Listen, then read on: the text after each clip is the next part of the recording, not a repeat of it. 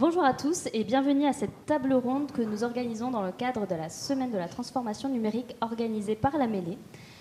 Aujourd'hui, nous allons parler de communication digitale et plus précisément de l'intérêt de définir sa cible dans sa stratégie de communication. On va parler de référencement, on va parler de réseaux sociaux, on va parler de publicité en ligne et on va voir que bien définir sa cible, c'est la base d'une communication réussie. On va vous donner des clés pour cibler le bon prospect. Et pour ce faire, j'ai le plaisir de recevoir 3 experts de la question. Le premier, Bastien Langlais, est consultant expert en web marketing. Il accompagne les entreprises dans la création de leur site web, de l'audit à la conception, essentiellement via le CMS WordPress. Je vous présente également Sandrine, qui est consultante formatrice spécialisée dans l'accompagnement des commerçants et gérants de TPE en communication et web marketing. Sandrine abordera l'angle des médias sociaux. Et enfin, j'ai le plaisir de vous présenter Paul Communet, qui est cofondateur de Social Quarter, où il conjugue services publicitaires et services de communication social media. Paul abordera ici l'angle de la publicité sur les réseaux sociaux. Pour commencer, je vais vous demander, pour définir sa cible, par quoi on commence ? Bonjour Eva, bonjour à tous. Pour moi, c'est très scolaire, ça fait un peu vieille école, mais c'est toujours commencer par bien définir son environnement, donc peut-être commencer par un audit de la société, voire du projet, et pour derrière essayer justement d'arriver à définir très clairement peut-être des personas. Bon, on reste toujours dans le modèle de rester peut-être sur du stéréotypage, voire du cliché, mais ça nous permet vraiment de définir clairement une première ébauche pour moi, des cibles pour moi.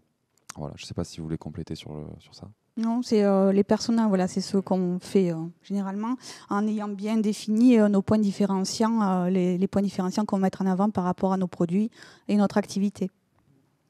Parce que c'est vrai que dans la plupart du temps, en fait, les entreprises, elles ont l'impression de connaître leurs clients, ou en tout cas elles connaissent leurs clients parce qu'ils connaissent, c'est eux qui travaillent principalement dans leur activité. Mais c'est vrai que quand on leur demande de mettre des mots sur le fameux client persona, on se rend compte en général qu'ils n'ont pas vraiment d'idée précise du profil que ça peut être de toucher. Est-ce que c'est plutôt un client qui a tel âge et tel âge? Quels sont ses centres d'intérêt? Et c'est vrai, voilà, la question du persona est une question qui est assez importante puisqu'on va aller vraiment chercher même des petits détails qui vont pouvoir être utiles dans notre communication, dans la définition de notre cible.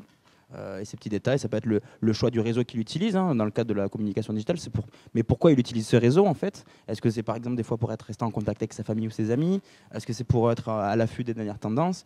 Et en fait, toute cette étude-là, vraiment, c'est le point culminant dans la définition de sa cible. Et c'est pour ça qu'on ne doit pas y échapper. Dès le début, ça va vraiment, on va dire, être la fondation de toute la stratégie. Je crois que mes confrères sont d'accord avec moi. C'est très important d'essayer de se concentrer sur la manière dont notre client va utiliser le web ou les autres canaux pour vraiment essayer de se caler sur ces moments d'attention de l'audience.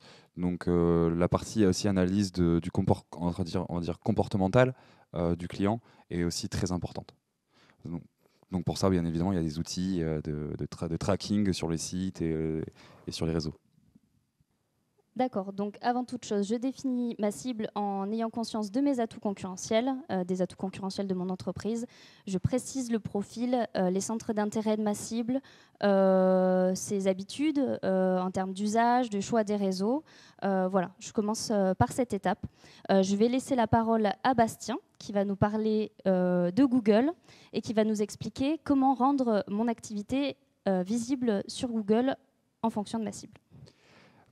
Aujourd'hui, en fait, pour être présent sur Google, c'est plutôt simple et compliqué à la fois parce qu'il faut passer par évidemment l'étape site internet. C'est même une obligation. Mes clients, je les oblige à plutôt avoir un site.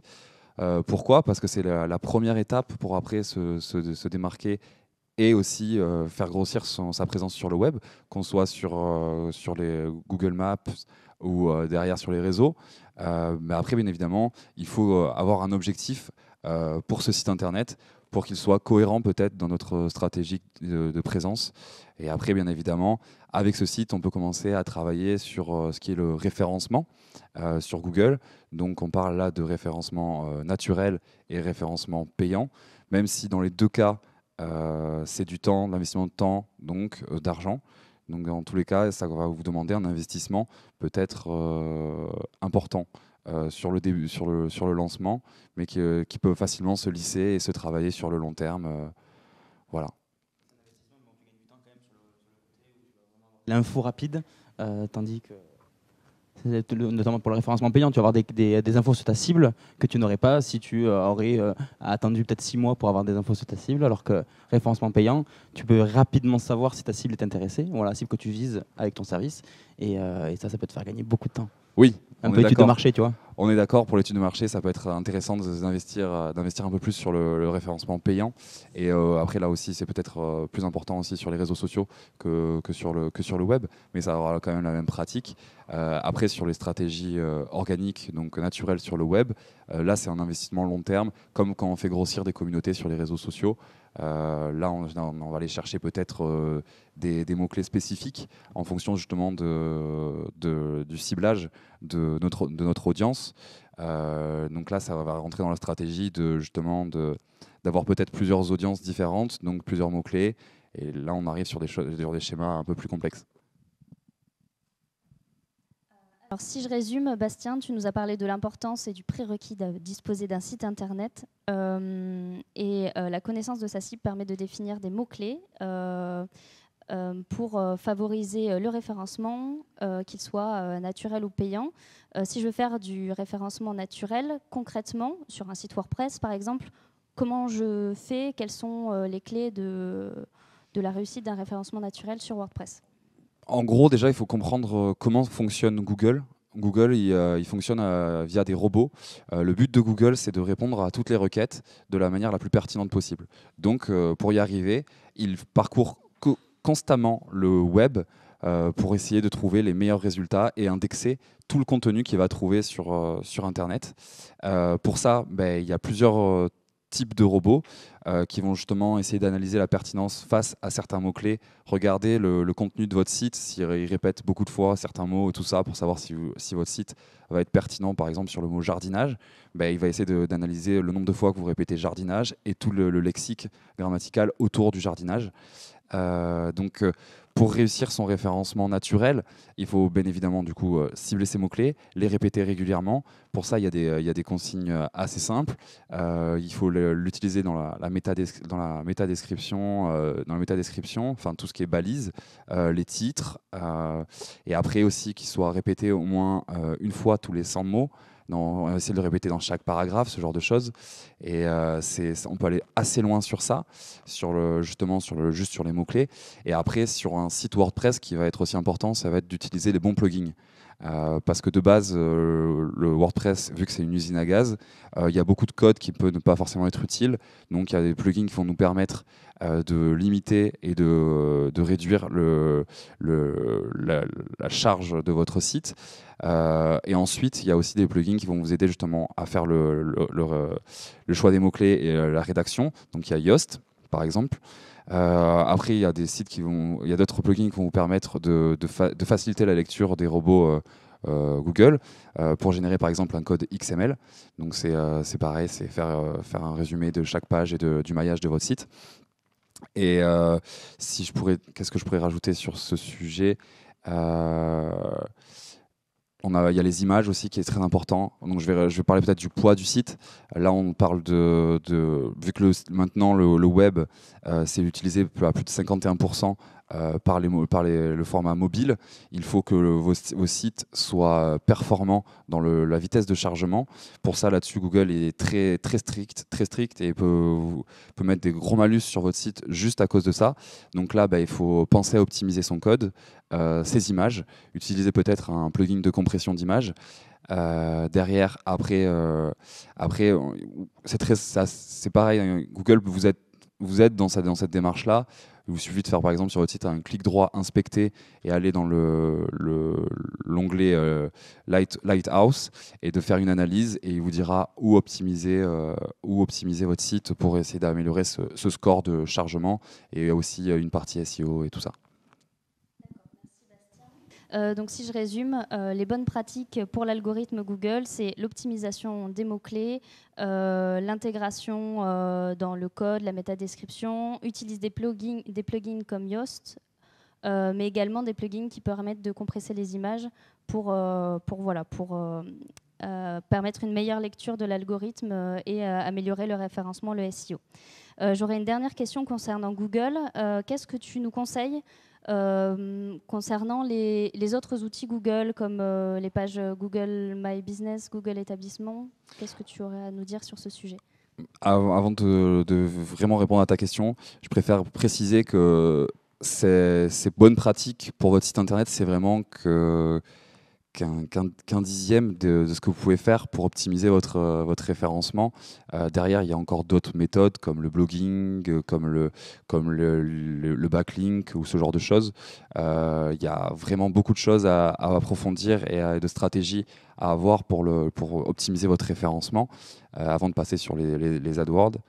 Et bien évidemment, il y a tout ce qui est Google Place et Google Établissement, qui est très important pour moi pour tous les services et tous les projets physiques, ou par exemple les restaurants, les boutiques et tout ça, où là il va être important de se concentrer sur cette partie-là en priorité, parce que personnellement j'observe que les utilisateurs utilisent de plus en plus Google Maps pour leurs recherches. Aujourd'hui, on cherche un dentiste, on cherche un fleuriste. On ne va pas taper ça forcément sur Google, surtout en utilisateur mobile. On va plutôt aller directement sur Google Maps. Donc c'est quelque chose de très important. Et là, Google est pareil, facilite quand même beaucoup la démarche et nous accompagne et nous explique qu'il faut savoir mettre à jour son contenu, donc avoir un site web à jour, référencé sur votre page établissement, avoir régulièrement du passage par le GPS des utilisateurs, qui donne aussi souvent des avis, avoir des photos, et même vous pouvez l'alimenter en photos. Ça, ça peut être un petit truc à faire régulièrement. Donc voilà, pour moi, c'est être présent et travailler sa présence régulièrement, toujours apporter du neuf sur sa présence. D'accord, donc générer du contenu plaît à Google en termes de référencement. Je vais laisser la parole maintenant à Sandrine Sarda, qui va nous donner l'angle médias sociaux et qui va nous dire en quoi la définition du client idéal impacte le choix des médias sociaux. Déjà, pour repréciser, les médias sociaux vont concerner tous les outils de communication en ligne qui permettent des échanges, de l'interaction avec des communautés virtuelles. Donc ces communautés virtuelles, en fait, ce sont vraiment des viviers de clients, de prospects pour votre activité. Donc c'est important de se focaliser sur ces réseaux sociaux. Donc souvent, vous avez réfléchi, comme on a dit en amont, sur votre produit, ses points différenciants, etc. Mais réfléchir aussi à quelle cible vous vous adressez, ça va faire en sorte de savoir sur quel réseau social ces clients vont être présents et sur lesquels vous pourrez interagir avec eux. Donc nombre d'entreprises vont avoir des comptes de réseaux sociaux mais n'ont pas forcément les moyens et la méthode pour les mettre en œuvre et les faire vivre. Donc importance de cibler ses clients pour savoir sur quels réseaux sociaux ils vont aller, sur quels réseaux sociaux ils sont interactifs. Chaque réseau social a ses caractéristiques en fait. Donc en termes de genre, d'âge, de catégorie socio-professionnelle, on va cibler plus un réseau qu'un autre, où on va mixer des réseaux et en laisser tomber certains. Donc pour parler clairement dans les grandes lignes, on va plus cibler LinkedIn si on s'adresse à des clients qui sont de type cadre de plus de 35 ans. Instagram sera vraiment très approprié si on s'adresse à des tranches d'âge entre 25 et 45. Si on veut cibler les plus jeunes, bon, on va être plutôt sur TikTok en ce moment. Outre l'âge aussi, on va pouvoir se poser la question du genre. Donc on sait qu'on a plus d'hommes que de femmes sur LinkedIn et Twitter. Les femmes sont plus présentes que les hommes sur Pinterest. Donc selon les caractéristiques, on va se faire un mix de nos réseaux sociaux. Quand on pense réseaux sociaux aussi, on peut aborder la thématique de la charte éditoriale. Donc la charte éditoriale, là, ça va être le choix de vos visuels, le choix de votre ton, de votre langage. Le langage, on peut aller du familier au soutenu, utiliser des termes techniques ou alors on va vulgariser, employer le vouvoiement. Donc toutes ces définitions de langage, ça va être en lien direct avec la cible à laquelle vous vous adressez. Donc si on ne pose pas ces questions au début, des fois on ne fait pas une charte qui est adaptée à notre univers. Après la charte, vient la ligne éditoriale. Donc au niveau de la ligne éditoriale, là, on va être plus dans le choix des thématiques, le choix de la mise en page, le choix de la planification. Donc là, pareil, dans la même lignée de ce qu'on a dit jusqu'à présent, si on connaît ses clients, son audience, si on connaît son activité professionnelle, son mode de vie, on va savoir identifier à quel moment ils sont le plus présents et le plus actifs sur les réseaux sociaux. Donc publier à ces moments-là, ça va nous rendre plus efficients. Et au niveau des réseaux sociaux aussi, ce qu'on pourrait ajouter, c'est tout ce qui est micro-influenceurs et influenceurs. Connaître ses clients, c'est connaître leur centre d'intérêt, donc savoir retrouver quelles sont les personnes qui sont influentes à leur regard pour pouvoir éventuellement partir sur un partenariat avec des micro-influenceurs, par exemple. Voilà, merci Sandrine. Donc, si je résume ce que tu viens de nous expliquer, tu nous as dit que les réseaux sociaux étaient un énorme vivier de clients ou de prospects et qu'il était important d'adapter son choix et sa présence en ligne sur les réseaux sociaux et son choix de typologie de réseau en fonction de la typologie de sa cible, que ce soit les CSP, le genre, de son comportement, connaître ses heures de connexion, les jours, ses centres d'intérêt. Tu nous as dit aussi que c'était important d'adapter sa ligne éditoriale pour savoir comment je m'adresse à ma cible et quels sont les contenus qui peuvent les intéresser. Et en bonus, tu nous as dit aussi qu'on pouvait utiliser des relais de com comme des influenceurs qui permettent de présenter mon entreprise à ma cible sous forme de relais. Voilà.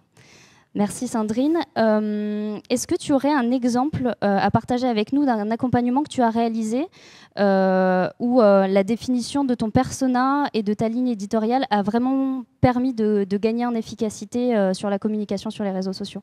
Oui, là, dernièrement, j'avais travaillé avec une dame qui était spécialisée dans les énergies. Donc, elle publiait assez fréquemment sur Instagram et pas trop de retours. Donc on a repris un petit peu les bases, comme on disait au début, des personas, de refixer quelles étaient sa cible. On s'est rendu compte qu'en fait, elle avait un langage un peu trop technique et on est parti sur la vulgarisation un petit peu du langage. On a revu quelques visuels et des fréquences et de publications aussi. Et donc ça commence à transformer maintenant, donc on est assez content du résultat. D'accord, très bien. On a une question en ligne de Baptiste qui nous demande quelle est la cible adressée à TikTok. À qui on s'adresse sur TikTok? Qui veut prendre la parole? C'est vrai que là c'est un réseau émergent, donc qui était. En fait, on peut retrouver un petit peu le même schéma sur les autres réseaux, mais là pour le coup, on parle de TikTok. En gros, qui est utilisé aujourd'hui par une cible assez très jeune. Hein. On a commencé, c'était les 13-17 principalement, à l'époque où ça s'appelait encore Musical.ly. Mais comme n'importe quel réseau, au début, qui est utilisé par les très jeunes, et petit à petit utilisé par les plus jeunes, enfin les moins jeunes, les moins en moins jeunes. Aujourd'hui, on est sur je crois que c'est 50% des utilisateurs ont moins de 30 ans. Sur TikTok. Donc ça veut aussi dire qu'il y a plus de 50% qui ont plus de 30 ans. Donc il y a quand même une majorité qui est donc effectivement inférieure à 30 ans. Donc on va aller plutôt cibler nos efforts sur une cible assez jeune. Mais je pense que ça serait une erreur de dire aujourd'hui, de considérer que le choix de TikTok est pas une option parce que la cible est trop jeune.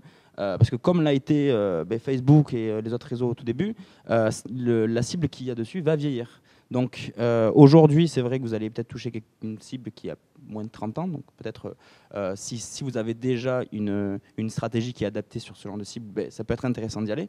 Mais il faut s'imaginer que d'ici 2-3 ans, on va avoir du coup de plus en plus de 30 ans qui vont s'inscrire dessus. Et ça va développer un petit peu la tranche d'âge sur ce réseau. Donc aujourd'hui, une cible plutôt jeune, même si on va quand même majoritairement s'adresser, je pense, enfin en tout cas, une cible qui pourra avoir jusqu'à moins de 18 ans.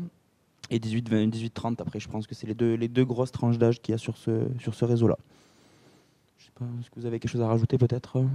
D'accord avec toi. Après, quand nous aussi, ça peut être intéressant, si on a déjà le contenu, de le dupliquer sur ce réseau-là pour tester l'audience et voir s'il y a un bon retour.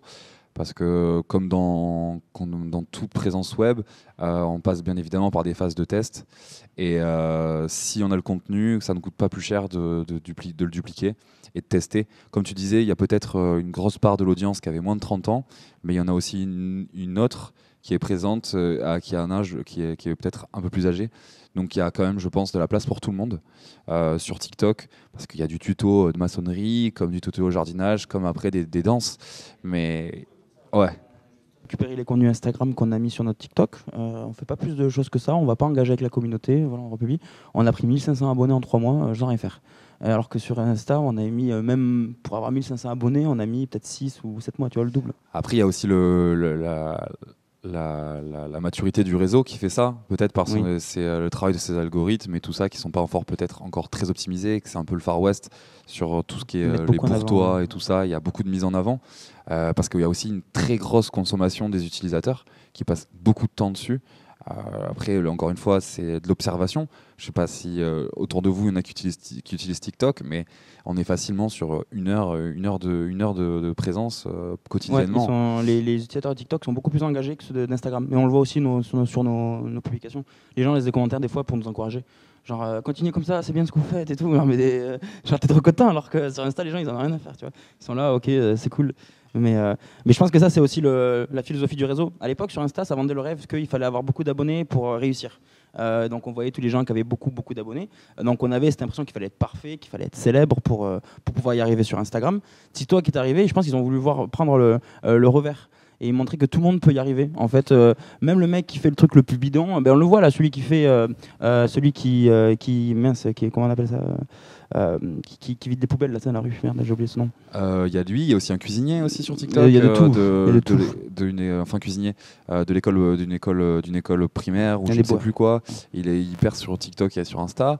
Et en fait, c'est ça. Je pense qu'après il y a aussi, comme tu disais, c'est un nouveau réseau, donc une nouvelle audience. Mais il y a aussi, je pense, peut-être un peu de part d'anciens utilisateurs ou utilisateurs d'Instagram qui n'ont pas forcément réussi à percer parce que le canal était déjà bouché et se sont pleinement investis dans TikTok dans le but de réussir. Et que derrière, évidemment, on arrive sur une typologie d'utilisateurs qui est différente, qui va plutôt s'encourager et qui ne travaille pas forcément son image comme sur Insta. Quand tu vois vraiment ce qui perce sur TikTok, c'est ça, il y a plus d'authentique. Même avec les lives, il y a beaucoup de choses, il y a tout et n'importe quoi. Je vous encourage à aller checker les lives TikTok. Il y a de tout. Il y a vraiment de tout. Il y a du meilleur comme du pire. Ah oui.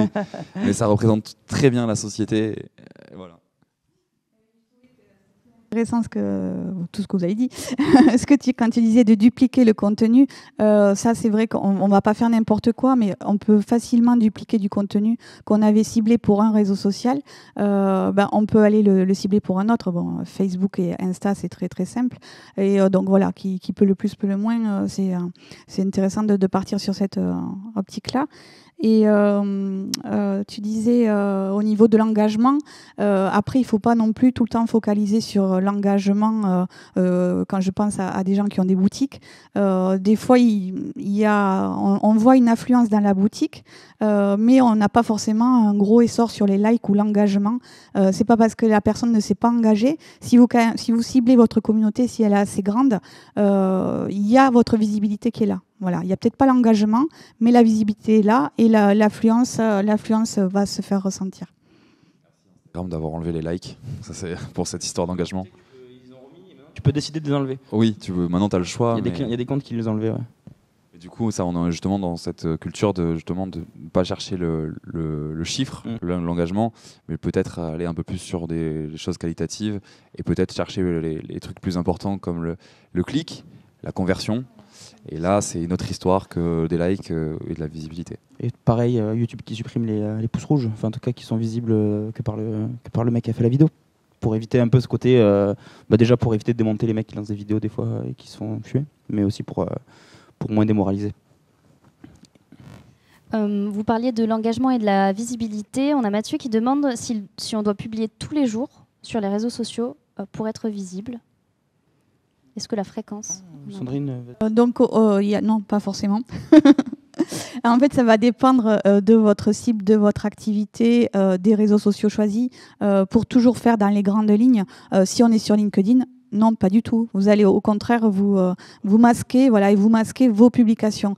Une publication sur LinkedIn, elle peut rester 1 semaine, 2 semaines sans problème. Donc ça va dépendre vraiment de son activité du réseau social, de la concurrence aussi, des personnes qui vont faire comme vous. On va s'ils publient régulièrement, on va être amené à nous aussi à publier régulièrement. Mais ça, c'est tout un lot et non c'est sûr que la fréquence est importante, mais on n'est pas obligé d'être aussi impactant quotidiennement.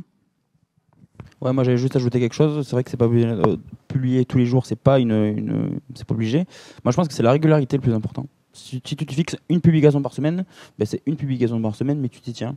Et déjà, c'est aussi pour faire plaisir à l'algorithme, puisque les algorithmes aiment bien quand il y a de la régularité.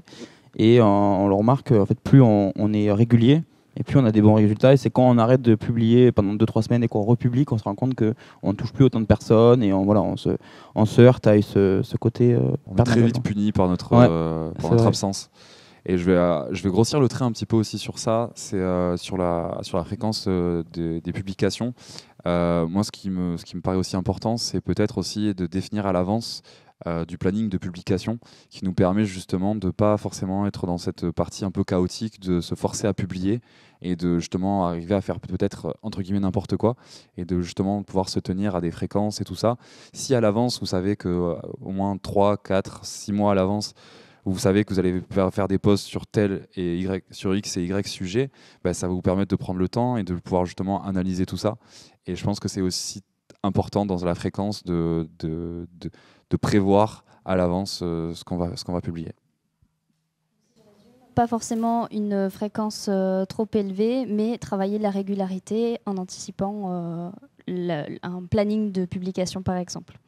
Je vais laisser la parole à Paul qui va nous dire et parler de la stratégie publicitaire et nous dire comment la stratégie publicitaire peut-elle être influencée par la cible.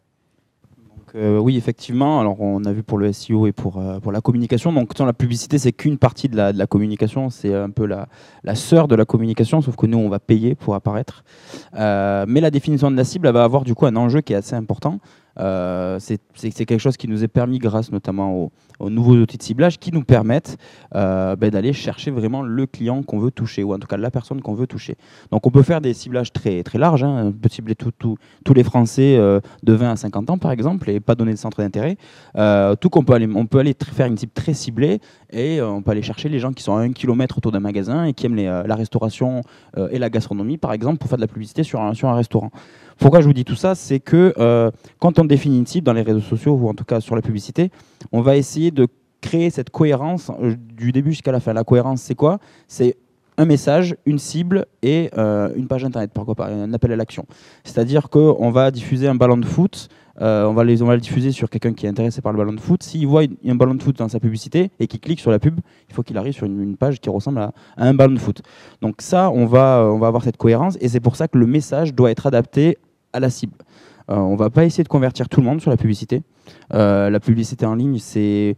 aujourd'hui, il y a beaucoup de gens qui vont pas cliquer ou qui vont penser ça que c'est du spam. Donc, on va devoir un petit peu s'adapter.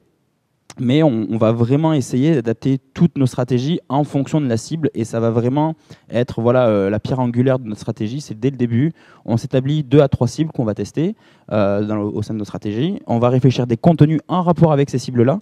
On va adapter les messages à ces cibles-là, et à chaque fois, même en fait, l'offre va être adaptée aussi à ces cibles. Donc ça sera plus du côté de l'entreprise. Mais voilà, là on le voit sur un des clients qu'on accompagne, on lui fait des recommandations au niveau de son offre, pour qu'on puisse après l'adapter au niveau de la publicité, puisqu'on sait que cette offre va intéresser la cible qu'on va aller chercher. Donc pour moi, l'erreur qu'on puisse faire avec la publicité, c'est des fois de pas trop avoir défini son ciblage. Principalement, on va en toutes les cibles, en tout cas on a une solution, on va répondre à une problématique, et cette problématique elle est particulière à chaque cible. Donc dès l'intérêt de trouver toutes les problématiques, c'est qu'après via la communication et mettre en avant via la publicité, c'est d'aller répondre à des problématiques très précises que peuvent être en tout cas rencontrer nos cibles, pour leur proposer du coup la solution et les passer à l'achat. Donc voilà, après il y a un peu ce côté. Mais ce que tu disais tout à l'heure, ça peut aussi nous faire gagner du temps pour apprendre à rapidement connaître notre cible, parce qu'au début on parlait de l'idée qu'on se faisait notre cible, peut-être par de l'analyse et tout ça, mais là, avec la publicité et tout ce qui va être notion d'A/B testing, va te permettre peut-être de gagner du temps aussi sur mieux apprendre, mieux connaître sa cible, et peut-être aussi les segments, les différents segments dans un persona préalablement défini par justement les... Il y aura plusieurs cibles principales, mais segmentées entre différents... tu peux avoir le CSP+ de 40 ans, mais tu as celui qui va se lever tôt parce qu'il veut faire ça avant le boulot, et celui qui va se lever tard parce qu'il préfère faire l'activité après le boulot, ou je ne sais pas, après de l'exemple. Tu vas segmenter ta cible en plusieurs typologies, après on va cibler. Effectivement, nous on le voit quand il y a des clients qui viennent des clients ou des gens, même pas forcément des clients qui viennent me voir, qui me disent j'ai une idée de business, je ne sais pas si ça va marcher. Je lui dis écoute, tu crées une page sur un site rapide, là, tu as 15 jours d'essai, tu crées une page, tu fais ton offre, tu fais un peu de pub, tu mets 300 € sur telle cible, tu fais des différentes pubs, et tu vois comment ça réagit. Et là, en gros, tu as une étude de marché. C'est-à-dire qu'en 2 semaines, tu sais si ton idée elle est bonne ou pas, parce que tu l'as confrontée directement à ta cible. Alors que la communication, c'est vrai qu'on va avoir un peu plus de temps, même le SEO, en fait, c'est des choses qui prennent du temps. Donc en fait, c'est un petit peu... si on sait que ça va marcher, autant le mettre en avant. Mais par exemple, si on lance une campagne de SEO où on commence à faire de la communication, mais qu'au bout de 6 mois, on se rend compte que c'est pas la bonne cible, ou que c'est pas adapté, l'offre n'est pas adaptée à cette cible-là, donc il faut qu'on revienne dessus. Ce qu'on aura gagné, ce qu'on aurait eu en 6 mois, on l'aurait en 2 semaines avec la pub. Ouais. C'est ça. Et nous, ça va plutôt être peut-être aussi construire une communauté, une audience régulière. On n'est pas sur les mêmes, oui, bien sûr. On va dire que le SEO et la communication, c'est du l'inbound marketing, donc la création de contenu de valeur. La publicité, oui, on va confronter direct. Ouais. Gaphone. C'est le l'outbound marketing, yes. You know. On continue en anglais? Yes. So I wanted to say. Continue. Donc si je résume, Paul. Quand on met en place une stratégie de publicité, c'est de ne pas avoir défini au préalable sa cible. Plus la cible est précise, plus on gagne en performance sur nos campagnes. On adapte aussi le message, on met un call to action pour renvoyer vers son offre et permettre de convertir. Et la publicité, c'est aussi un moyen très rapide de connaître sa cible et de l'info, et de mesurer la performance de son offre. Rapidement si la cible elle est engagée ou pas.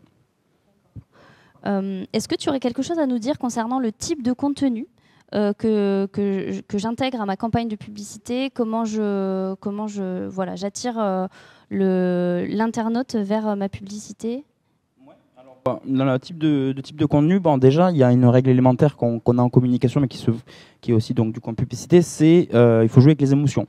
Les gens n'achètent pas avec leur tête, ils achètent avec leur cœur. Et ça on le sait en général, donc il faut qu'on joue un petit peu sur le côté émotionnel. Je dis pas qu'il faut savoir faire rire ou pleurer à tout prix, mais il faut un petit peu jouer sur le côté émotionnel. Donc on va essayer d'impliquer l'internaute. pour l'impliquer, comme on sait qu'on va cibler par exemple des hommes ou des femmes, on va pouvoir déjà mettre un homme ou une femme dans le visuel par exemple.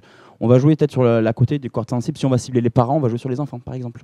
On va jouer sur ces côtés-là un petit peu pour c'est de la manipulation entre guillemets, c'est du copywriting quoi. C'est ouais, c'est ça. On va essayer de les rendre impliqués dans la publicité pour justement un petit peu les amener à l'achat. Concrètement, ça donne quoi? Sur un client qu'on a accompagné avec la mêlée justement, qui est alors cette entreprise, c'était que je dise pas de bêtises, Perform, parce que je les confonds avec une autre. Donc Perform qu'on a accompagné, qui en gros on leur faisait une campagne publicitaire et on a réfléchi à leur cible dès le début. C'est des compléments alimentaires pour les sportifs. On a décidé qu'il allait avoir une cible sportive, donc c'est des cyclistes, les gens qui vont courir, les running. Et après, il y avait tout ce qui était yoga et tout ça. Donc. Et pour chaque cible, on a fait une campagne publicitaire dédiée. C'est-à-dire que du début jusqu'à la fin, pour les cyclistes, il y avait un visuel qui présentait le produit et c'était un cycliste qui allait le faire. Ou alors, on allait avoir une vidéo de présentation et on allait voir un mec qui allait faire du vélo. On allait présenter un article qui parlait de la récupération, mais de la récupération pour les cyclistes. Et en fait, tout du long, en fait, la personne qui était visée était cycliste, du coup, se sentait impliquée. Au lieu de lui dire, regarde, notre produit, il est bien, il s'adapte à tous les sportifs, on lui disait, regarde, si t'es cycliste, ça marche bien pour toi. Et on a vu la différence entre ça et pas avoir fait de ciblage et pas avoir adapté le contenu au ciblage. Quand on a voulu cibler à tout le monde, on n'avait pas eu autant de bons résultats. Tu conseilles vraiment d'impliquer l'internaute et de lui permettre de se projeter dans les choix de ses images pour vraiment se sentir concerné. Voilà. Et au préalable, donc avoir défini la cible pour adapter le visuel. Voilà. C'est ça. Merci.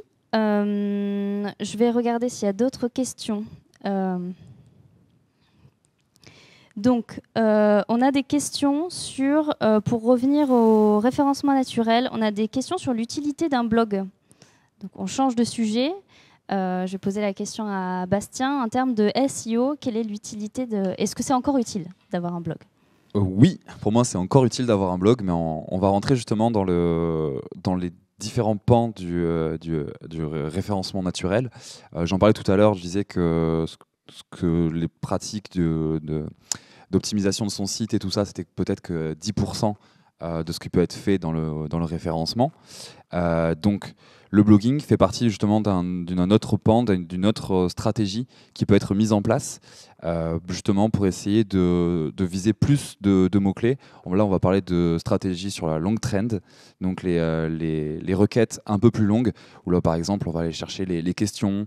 Par exemple, je sais pas moi, les personnes qui essaient de maigrir, elles vont pas taper régime, elles vont taper peut-être régime au début, mais après elles vont taper comment maigrir avant l'été. Et là, on est sur une question, sur une phrase, et là, c'est ce qu'on appelle du coup des longues trends. Et pour pouvoir y répondre, passer par des pages dédiées sur notre site, ça peut être sympa, mais la meilleure méthode pour avoir des pages dédiées, c'est peut-être une stratégie de blogging. Et donc là, justement, on va peut-être pouvoir faire un article dédié juste sur cette question-là, et pour pouvoir justement s'améliorer sur sa présence web, le viser plus large. En fait, au lieu d'être vraiment précis et ciblé sur un seul mot-clé, viser beaucoup de longues trends. Sa cible pour pouvoir faire des articles très ciblés en fonction des problématiques. C'est ça. Et après, du coup, il y a des outils qui te permettent d'aller un peu plus loin. Un des plus accessibles reste Google Trend, qui va permettre de faire des analyses en fonction de la région sur un mot-clé et aussi vous proposer des mots-clés associés. Et là, ça permet aussi de voir s'il y a des tendances sur certains mots-clés. Il suffit de regarder... Il suffit de regarder par exemple Game of Thrones au moment de la sortie des séries pour se rendre compte du nombre de fois que c'était tapé sur Google ou ce genre de choses. Exactement, tu as des graphes de popularité par mot-clé, le nombre de fois qu'il est tapé, tout ça. Bon, après, c'est plutôt en pourcent, ça reste quand même assez... ouais. Pas de quoi ça correspond. Exactement. Après, ça, c'est un outil du coup gratuit et accessible pour tous. Après, on peut passer sur des trucs un peu plus payants. Moi, je sais que j'avais utilisé Yuda. c'est comme Yoda, mais tu mets un O, un deuxième O, ça fait Yoda. Ouais. Et pareil, on marquait des requêtes et ça te donnait des trucs qui étaient recherchés par les internautes. Il y a SEMrush qui est vraiment Ouais, voilà, très il fait ça complet aussi, aussi. Que là, c'est peut-être une Machine solution. Learning, C'est une solution un peu chère, mais par contre, elle vous accompagne vraiment sur beaucoup de plans, pas forcément que la longue trend et sur la recherche de mots-clés. Aussi, Ouais, utile, c'est vraiment cool. Et après, du coup, pour votre stratégie de blogging, pour moi, c'est important encore aujourd'hui d'en faire une. Mais après, ça va être encore une fois, ça va dépendre de l'utilité et de l'objectif de votre site internet et ce que vous souhaitez faire avec. Là, j'ai un exemple qui me vient en tête, c'est celui de Boursorama, donc une banque en ligne spécialisée dans la finance. Par exemple, eux, pour se positionner sur le web, comme toute néobanque, eux, ils vont essayer de faire une page dédiée par produit financier. Il faut savoir que des produits financiers, il en existe beaucoup. Eux, ils partent du principe qu'ils ont une page pour tous les sites. Donc en fait, peu importe quel produit vous allez chercher sur Google, vous allez tomber sur Boursorama très facilement. Donc c'est une très bonne stratégie pour travailler leur présence. Que taper banque en ligne ou néobanque, là il y aura peut-être un peu plus de concurrence. Mais ils peuvent se le permettre aussi par leur positionnement qui est de faire vraiment du placement boursier. Voilà. Après, peut-être aussi vous parler du coup sur le blogging, sur les différentes méthodes de blogging. Moi, celle que je préconise et que j'ai déjà mis en application, qui est vraiment sympa, c'est les cocons sémantiques. Là, ça va être justement de travailler sur le maillage interne de son site et de créer des articles parents, enfants et enfants des enfants. Et le but est vraiment que il y ait une corrélation entre tous les articles de blog et de partir justement d'un mot-clé. Pareil, si on regarde sur la banque, partir de banque et après à chaque fois rajouter un mot-clé en plus pour arriver justement sur des phrases et de la longue trend. C'est ça, c'est ce que le maillage interne. En fait, dans l'article parent, tu vas parler, par exemple, tu vas parler de la bourse. En général, ouais. Tu vas parler de la bourse et tu vas avoir en titre 2, tu vas avoir comment placer facilement. Après, le truc suivant, ça va être les différentes plateformes d'exchange, comment assurer ses profits. Et là, derrière, à chaque fois, tu vas avoir des paragraphes qui vont faire référence à d'autres articles du blog qui, derrière, eux, pareil, peuvent encore faire référence à d'autres articles. Articles qui vont parler des plateformes elles-mêmes. Après, tu le vois très facilement dans le web, quand tu vas lire un article, tu as toujours des hyperliens, tout ça qui amènent vers d'autres articles. Tu crées artificiellement plein de pages. C'est ça. Exactement. Du coup, pour après faire des redirections entre elles. C'est ça. Ouais, okay. C'est de faire grossir ton site. Du coup, après aussi approfondir le SEO aussi, approfondir le SEO et du coup rendre encore plus présents les différents mots-clés et le lexique, le champ grammatical de certains mots-clés. Okay. D'accord, donc en termes de référencement organique, c'est très intéressant de continuer à écrire des articles de blog, à travailler le maillage interne de son site. Voilà, ça permet d'optimiser son référencement. Plus globalement, on fait vivre sa stratégie, on fait évoluer ses mots-clés en fonction de sa cible et ça, c'est ce qu'on présente depuis le début de cette table ronde. Est-ce que vous vouliez ajouter quelque chose sur un des sujets? On n'a pas d'autres questions, une précision à apporter? Non. Si, quand on repense à tout le parcours client et quand tu disais le marketing émotionnel, c'est aussi le marketing d'expérience. Donc, faire en sorte que l'expérience soit bonne du début à la fin. Et si tout ce qu'on a abordé aujourd'hui, c'est en lien, c'est homogène, on va avoir un parcours client très fluide, très lisible, très cohérent et ça paye. Bon, c'est ça. Là, on parlait du site internet, des réseaux sociaux et de la publicité, mais souvent tout ça s'inscrit dans un tunnel peut-être on va dire de conversion si on reste sur ce thème-là, mais tout va être complémentaire et va essayer de s'articuler autour justement du produit, du message et de l'offre de valeur du projet. Donc il faut exactement réfléchir à sa cible, c'est très important. Voilà.